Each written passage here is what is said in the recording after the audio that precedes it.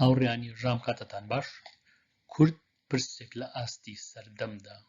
پرسی کورد لە نێوەندی سەدەی 20ەوە لە سنووقێکی سیاسی داخراودا کۆمەڵێک حیزب یان بنەماڵە گواستوانەتەوە بۆ ئەمڕۆ، نەخۆیان نوێ کردوتەوە، نە سندوقەکانیان کردوتەوە بۆ ئەوەی ڕۆژی ڕووناچی بەربکەوێ. ئەم حیزبانە هەمویان دەرهاویشتەی جەنگی ساردن، جەنگێکە کە ئەمڕۆ نەماوە. نام حیزبانە لە ئاست ڕوبەڕوو بنەوەی دنیای ئەمڕۆدان نە سیاسەتیان کەڵکی ئەمڕۆی هەیە. لەم بەشەدا بەبێ ئەوەی بچمە ناو وردەکاریەوە بنەمای سیاسەتێکی کوردی لە 7 خاڵدا دادەڕێژم. ئامانجم پێناسەکردنەوەی پرسی کووردە لە ئاستی ئەمڕۆی جیهاندا.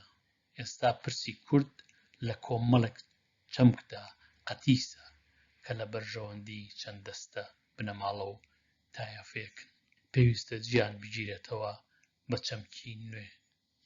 من ڕێبەر فتاحم، بایەخم بە بابەتی ڕۆشنبیریە. سوپاسیەوە دەکەم گەر سەبسکرایبێم کەناڵە بکەن و بە هاوڕێکانتانی بناسێنن. بۆ ئەوەی پرسی کورد لە ئاستی سەردەمدا دابڕێژم، پێویستم بە گفتوگۆی 7 ڕەهەند هەیە. پەرەپێدانی دیدێکی کوردستانی گشتگیر، پەرەپێدانی دیدێکی کوردستانی سەرتاسەری، ئازادبوون لە گەمارۆی ئەتنیکی یان لە گەمارۆی کوردبوون، جێگیرکردنی سیاسەتێکی نێودەوڵەتی، پەراوێز خستنی خەباتی چەکدار، یەکخستنی دەنگی کورد لە ئەوروپا و ئەمریکا، سڕینەوەی سەرکردایەتی نێوەنگیر. ئێستا یەکەیەکە باز لەم ڕەهەندانە دەکەم. دیدێکی کوردستانی گشتگیر. پرسی کورد هەتاکو ئەمڕۆ لە قاوەغێکی ئەتنیکیە یا لە قاوەغێکی کوردبووندا بەندکراوە. هەموو ڕەهەندەکانی دیکەی فەرامۆشکراون، لە خزمەتی پرسی کووردا بەکار نەهاتوون.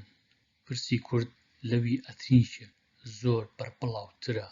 چەندین ڕەهەندی دیکەی هەیە کە فەرامۆشکراون. بۆ نمونە پرسی کورد دەتوانێت پەیوەست بێ بە پرسی ژن، مناڵ، خێزان، مافی مرۆڤ، مافی زمانی زگماک، زۆری دیکە.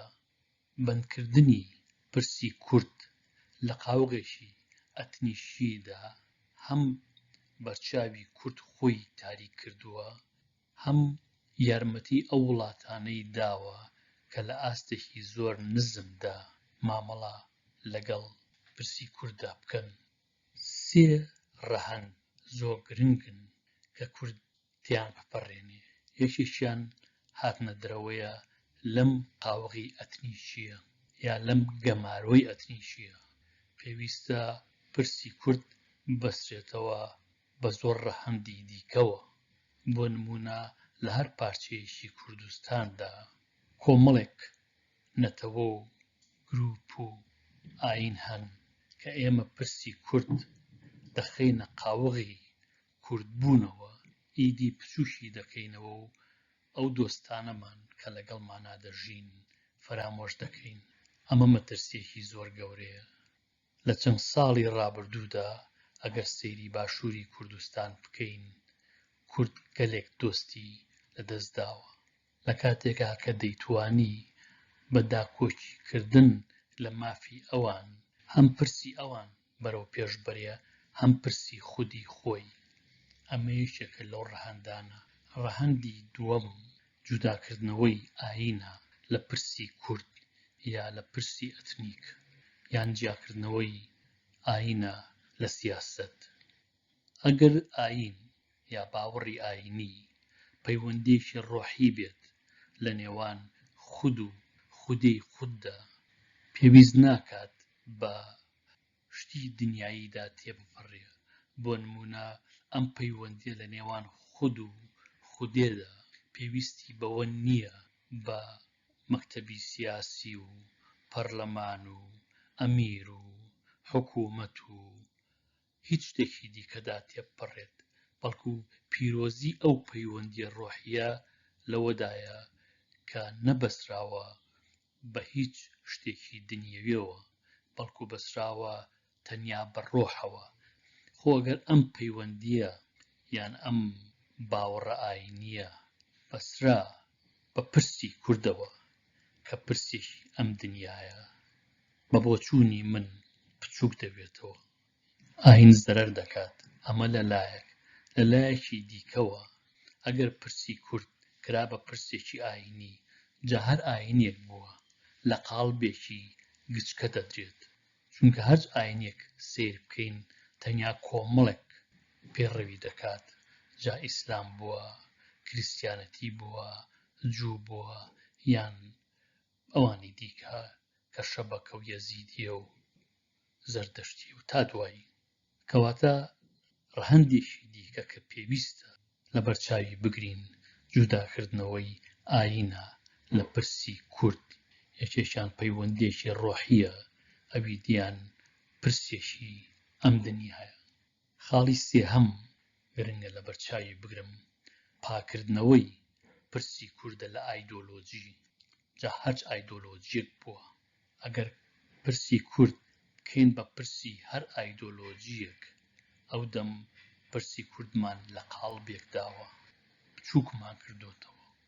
بەڵام ئەگەر پرسی کورد لەسەر بناغەی زانست و تەکنەلۆجی و مافی مرۆڤ و ژینگە و تا دوایی بنیاد بنرێ، ئەو دەم هەم بناغەیەشی قایبی دەبێ، هەم لە قاڵبی تەنیا ئایدۆلۆجیەک نادرێ، چونکە ئایدۆلۆجیەک بە چوونێکی تایبەتی لەسەر ژینگە هەیە، بۆ نمونە لەسەر مافی مرۆڤ هەیە. بەڵام زانست و تەکنەلۆجی و مافی مرۆڤ و ژینگە و تا دوایی بناغەیەشی بەربڵاویان هەیە، دەتوانن لەسەر پێگەیەکی قایمتر بوەست. هەڵبەتە ئەمە بە هیچ جۆرێ مانای ئەوە نییە کە پرسی کورد نامێنێت یان کورد پرسی خۆی لەبیر دەچێتەوە. نەخێر، بەڵکو پرسی کورد فراوان دەکرێت بۆ ئەوەی هەموو ئەتنی گروپەکانی دیکە لە خۆ بگرێت، چونکە هەموو ئەو ئەتنی گروپانەی لە کوردستانە دەژین کەم تا زۆر کێشەیان یا پرسیان وەک پرسی کووردە. هەموو پێکەوە دەتوانن استراتیژیەکی کوردستانی دابڕێژن. هەروەک مانای ئەوەش نییە کە پرسی کورد پرسی ئاین لە خۆی ناگرێت.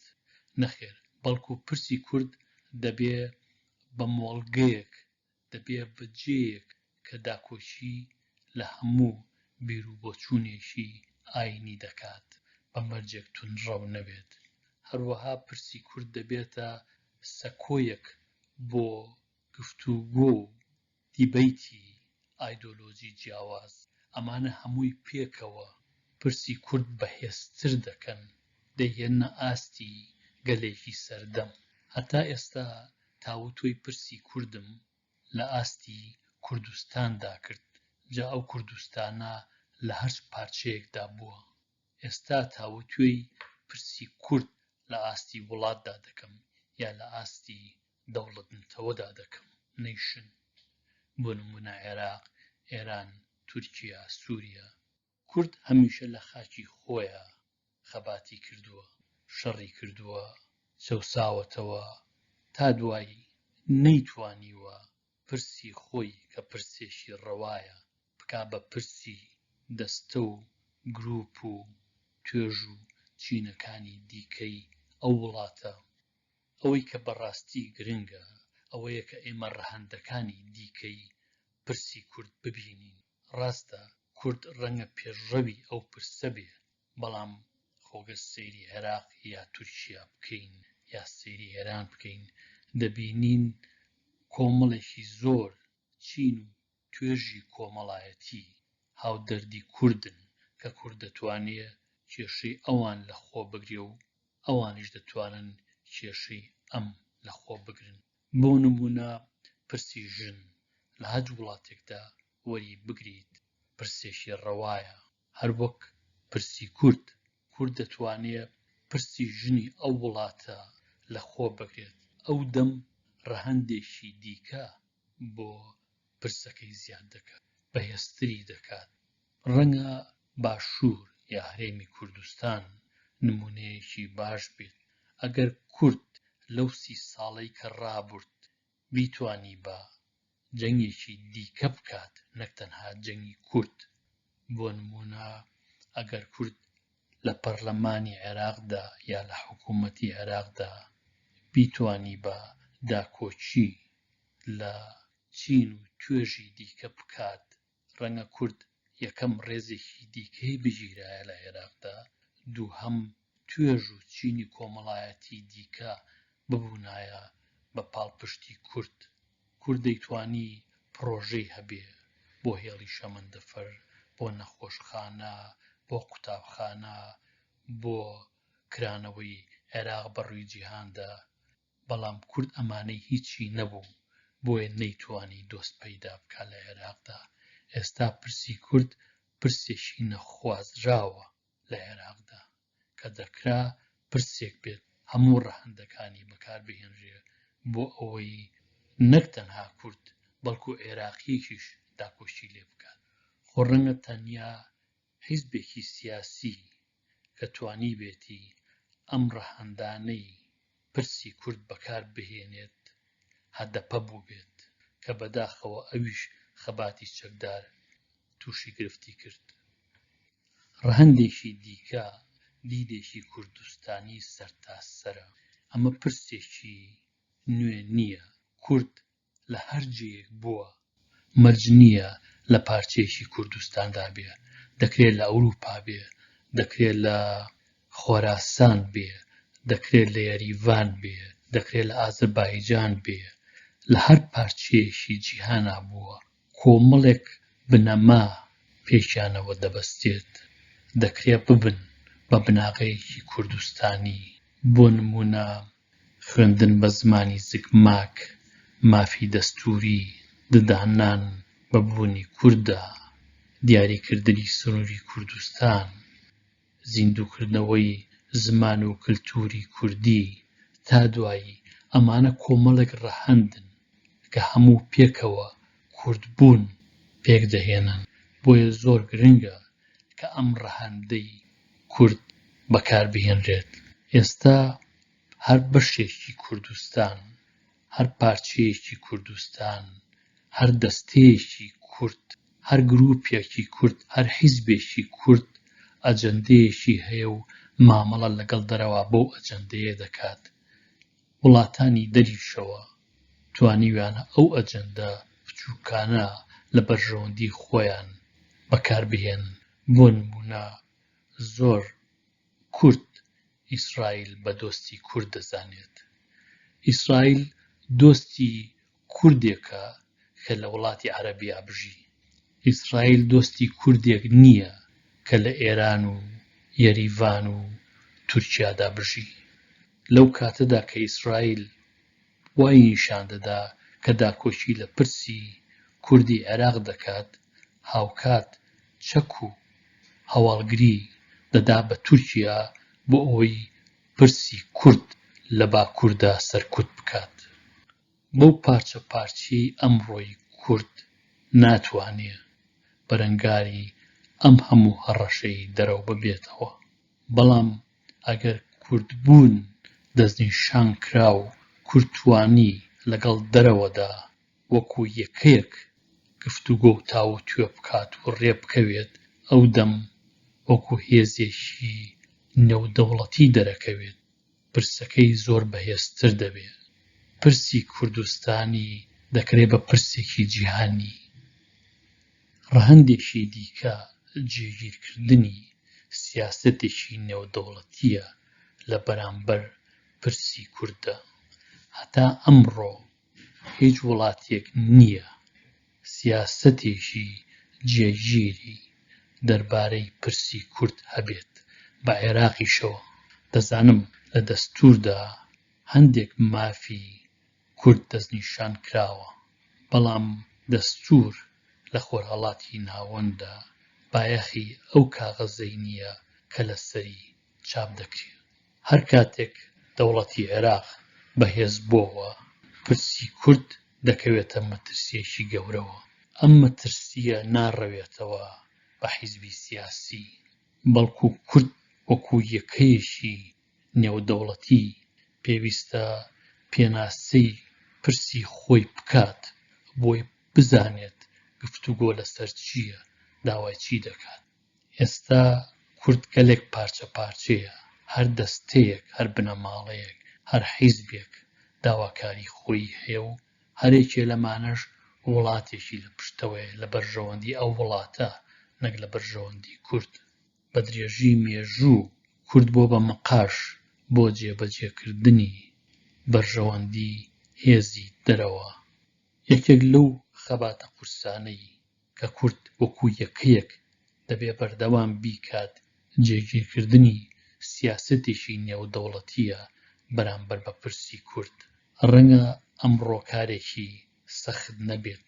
ڕەوەندی کورد لە دەرەوە کەم کەم پێدەگات، دەتوانێت لە نێو ئەو وڵاتانەی کە دەژی جا ئەوروپا بووە یان ئەمریکا ئەو خەباتە بەردەوام بکات و بتوانێت سیاسەتێکی نێودەوڵەتی لەسەر کورد جێگیر بکرێت. بەبێ جێگیرکردنی سیاسەتێکی نێودەوڵەتی کورد هەمیشە لە باگراوندایە، ئاگای لە هیچ نییە و هەموو بڕیارێکی بەسەردا دەسەپێ. بە درێژی مێژوو هەروە بووە. بۆ نمونە لە 1975دا شای ئێران و حکوومەتی بەعەس لە جەزایر دانیشتن، پرسی کوردیان بە چەند سەعاتێک کۆتایی پێهێنا.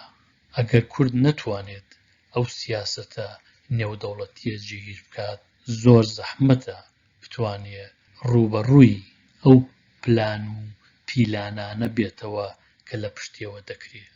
ڕەهەندێکی دیکە کە پێویستە کورد لە بەرچاوی بگرێت خەباتی چەکدارە. هەتاکو زوو خەباتی چەکدار پەراوێز بخرێت درەنگە. سەردەمی خەباتی چەکدار بەسەرچوو. ڕەنگە کاتێک کە حکوومەتی عێراق کڵاشینکۆفی پێبووە کورد توانی بێتی بەبڕنە و دژی بوەستێ، بەڵام ئەمڕۆ ئەو جۆرە شەڕە نەماوە. هەموو گروپێکی چەکدار بە باوەڕی من ئەمڕۆ گەر توانی بێتی لە کوردستاندا بمێنێتەوە دەوڵەتێک، لایەنێک، هێزێک، ڕژێمێک پشتگیری لێ دەکات بۆ بەرژەوەندی خۆی. جگە لە بەفیڕۆدانی دەرامەتی نیشتیمانی نەبێت کە کوڕ و کچەکانێتی خەباتی چەکدار هیچ ئامانجێکی دیکە ناپێچێت. شەڕی ئەمڕۆ شەڕی مرۆڤ نییە، پێشمەرگەیەک لە بەرامبەر سەربازێکدا نەخێر. شەڕی ئەمڕۆ شەڕێکی تەکنەلۆجیە کە مرۆڤی تیادا نییە. ئەگەر کورد دەیەوێت بە کوڕ و کچانی بەرامبەر ئەو تەکنۆلۆژیە گەورەیە بوەستێت کە مرۆڤایەتی پێشی خستووە، بە بۆچوونی من هەڵەیەکی زۆر زۆر گەورەیە و خۆکوژیە. کورد چەکی زۆر گەورەتری لە چەک بەدەستەوەیە کە دەتوانێت بەکاری بهێنێت. خەباتی دیبلۆماسیە، خەباتێکە کە دەتوانین لە سەکۆیەکی نێودەوڵەتیە بیکەین. هەموو دەرگاکان کراونەتەوە لە ڕووی خەباتە، خەباتێکی نێودەوڵەتی کە بتوانین بنەماکانی پرسی کورد بچەسپێنین، بەڵام خەباتی چەک پاساو دەدا بەو وڵاتانەی کە کورد تێیدا دەژی، کە کورد لە ناوبەرن و کێشەی کورد لە ناوبەر. باوەڕمان بەوەیە کە پێکێکەی ڕێکخراوێکی تەرۆریست نییە. ئێمە بۆ خۆمان دەدوێین گەر وا بڵین، چونکە لە چاوی هەموو وڵاتێکەوە بە تایبەتیش ئەوروپا و ئەمریکا پێکێکەی ڕێکخراوێکی تەرۆریستە. هەز ڕێکخراوێکی سیڤڵیش لە تورکیا داکۆچی لە پرسی کورد بکات یان پرسی کورد بۆ پێشەوە بەرێت، تورکیا پاسایی بەدەستەوەیە دەیبەستێتەوە بە تێرۆرەوە. ئەم خەباتی چەکە هیچ خزمەتی گەلی کوردستان ناکات، هەتاکو زوو لێی بینە دەرەوە درەنگە. کە دیموکرات و کۆمەڵەش بە تێرۆریست ناوزەند نەکراون لەلایەن کۆمەڵگای نێودەوڵەتیەوە، چونکە ئێران وڵاتێکی نەخوازراوە. ئەگەر ئێران هەر ڕۆژێک بوو بە دۆستی ئەوروپا و ئەمریکا، دیموکرات و کۆمەڵەش دەچنە لیستی تەرۆریستی نێودەوڵەتیەوە. ڕەهەندێکی دیکە کە زۆر گرنگە بەڵام پەیوەستە بۆ ڕەهەندانەوە کە باسم کرد ئەویش یەخستنی دەنگی کوردە. کورد تاکو ئەمڕۆ دەنگێکی کوردی نییە. ئەو دەنگانە زۆرتر دەنگی حیزبن، دەنگی گروپن، دەنگی بنەماڵن. ئەو بنەمایانەی کە پێشتر دامڕشتن ئەوانە هەموو دەبن بە دەنگی ئەو پرسە. هەڵبەت پێویست ناکە کورد بە تەنیا خۆی ئەم شەڕە بکات، نەخێر، بەڵکو گەر ئەو ڕەهەندانە جێبەجێ بکرێت کورد دۆستی دیکەی زۆر زیاتر دەبێت کە هاوکاری دەبن لەو جەنگەدا و هەموو پێکەوە براوە دەبن. ئێستا کوردێکی زۆر لە دەستگای ئەوروپیا کار دەکات، چەندان کورد ئەندام پەرلەمانن. ئەمانە هەمووی پێکەوە گەر حیزبی نەبن دەتوانن ببن بە تۆڕێک کە ئەو دەنگە کوردیە یەک بخەن. دیارە ئەو دەنگە کوردیە لەسەر ئایدۆلۆجی و حیزبدا نەمەزراوە، بەڵکو لەسەر بنەمای زانستی دامەزراوە کە ئەمڕۆ لە سیاسەتدا جێبەجێ دەکرێت. دوایین ڕەهەندم لە دامەزراندنی پرسی کوردی سەردەمدا سڕینەوەی سەرکردایەتی نێوەنگیرە. ئەو سەردەمە بەسەر چوو کە کەسێک یا بنەماڵەیەک سواری سەری پرسی کورد ببن و بۆ ڕێیەدا بیبن کە خۆیان دەخوازن. ئێستا سەردەمێکی دیکەیە، ئەبێ سەرکردایەتی گەلێک یا سەرکردایەتی حیزبێک بەردەوام بگۆڕێ، بەردەوام خوێنی نوێی بۆ بێتەوە، دەنا بە هیچ جۆرێ سەرکەوتوو نابێت. ڕاستە سەردەمێک هەبووە خڕۆشۆف و جەمال عەبدولناسر و ستالین و تا دوایی لە دەسەڵاتدا بوون هەتاکو مردوون، بەڵام ئێستا زەمانێکی دیکەیە، سەردەمی ئینتەرنێتە، سەردەمی گوندێکی بچکۆلەیە. هەمووی یەکمان دەتوانین سەرکردە بین، بە مەرجێک لە ئاست بەرپرسیارەتی سەرکردە تابین. ئەو زەمانە بەسەر چوو سەرکردەیەک هەبێت و خەڵک چەپڵی بۆ لێ بدات و ئەو هیچ کارێکی نەبێ، تەنها کاری ئەوە بێ سەرکردەی خەڵک بێت. لە ڕۆژگاری ئەمڕۆدا تەنها پێویستمان بە کۆمەڵێک تەکنۆقراتەیە هەرێمێک یا وڵاتێک بەڕێوەبەرن. لە دەریەوە پێویستمان بە هیچ نییە و بە فێڕۆدانی دەرامەتی گەلە. ئەو تەکنۆقراتانەش کە جێگەیەک بەڕێوە دەبن، جا شارێک بووە، هەرێمێک بووە، وڵاتێک بووە، پێویستە بەردەوام بگۆڕێن. بەبێ پێناسەکردنەوەی ڕۆڵی سەرکردە زۆر سەختە پرسی کورد بۆ پێشەوە بچێت. سەرکردەی ئەمڕۆ بەتایبەت سەرکردەی حیزبی ئەمڕۆ جا هەر حیزبێک بووە ئاستەنگێکی زۆر گەورەیە لە بەردەم پرسی کووردە. ئێستا ڕەهەندەکانی ئەم بەشە لە چەند خاڵێکدا کۆ دەکەمەوە، دەرفەت و گرفتەکانی دەخەمە ڕوو.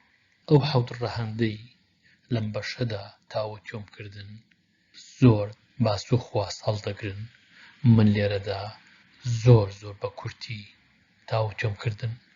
ئەو خاڵانەی کە زۆر گرنگن لە بەرچاوی بگرم، ڕزگارکردنی پرسی کووردە لە کۆمەڵێک کێشە کە لە سەدەی پێشۆوە پرسی کورد لەگەڵ خۆیانی هێناوە.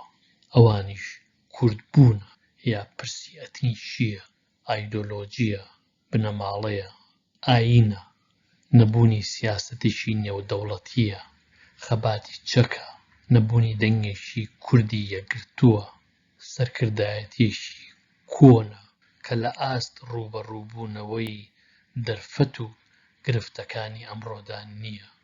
بەبێ خۆڕزگارکردن لەم کێشانە و بەبێ هاتنە ناو سەدەی 21ەمەوە زۆر زەحمەتە پرسی کورد بۆ پێشەوە بڕوات. من سوپاسیەوە دەکەم کە لەم بەشەدا هاوڕێم بوون، هەتاکو بەشێکی دیکە شاد و ئارام بن. لەگەڵ ڕێز و خۆشەویستی، ڕێبوار فەتاح.